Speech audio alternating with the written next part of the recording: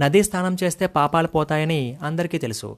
కానీ వర్షంలో తడిస్తే ఆ పోయిన పాపాలు తిరిగి మన దగ్గరికి చేరుకుంటాయనే విషయం మీలో ఎంతమందికి తెలుసు? ఒకసారి ఒక మునివర్యుడు తీర్థయాత్రలో భాగంగా ఒక పవిత్రమైన నదీ తీరానికి చేరుకున్నాడు. ఆ రోజు పర్వదినం కావడంతో చాలామంది భక్తులు నదిలో మునిగి స్నానం చేస్తున్నారు.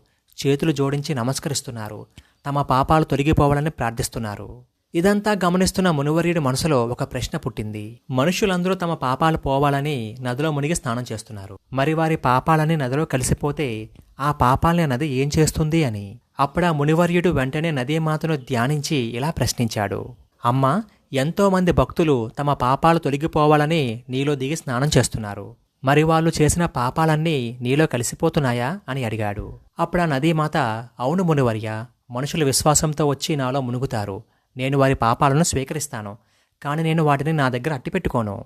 నేను నిరంతరం ప్రవహిస్తూనే ఉంటాను కాబట్టి ఆ పాపాలను తీసుకుని వెళ్ళి సముద్రంలో కలిపేస్తాను అని చెప్తుంది. అప్పుడు వెంటనే మునివర్యుడు ఆ సముద్రుణ్ణి ప్రార్థించి ఇలా అడుగుతాడు. ఓ సముద్రదేవా, నదుల ద్వారా వచ్చిన నీటితో పాటు మనుషుల పాపాలన్నీ కూడా నీలోకి వస్తే నువ్వు వాటిని ఎంతకాలం భరిస్తావు అని అడుగుతాడు. అప్పుడా సముద్రుడు నవ్వుతూ, ఓ మునివర్య, నేనెందుకు వాటిని భరిస్తాను? ఆ సూర్యుడు నా నీటిని ఆవిరి చేస్తాడు. ఆ నీరు మేఘాలుగా మారుతుంది. ఆ విధంగా నేను వాటిని నా దగ్గర శాశ్వతంగా ఉంచుకోను అని చెప్తాడు. అప్పుడు ఆ మునివర్యుడు ఎంతో ఆశ్చర్యంతో ఆ మేఘాన్ని పిలిచి ఇలా అడుగుతాడు. ఓ మేఘమా, సముద్రం ద్వారా ఆవిరై వచ్చిన నీటిని నువ్వు మోస్తున్నావు. మరి అందులో ఉన్న పాపాల సంగతేంటి అని అడుగుతాడు. అప్పుడు ఆ మేఘం కూడా చిరునవ్వుతో, ఓ మునివర్య, వాటిని నేనెందుకు మోస్తాను?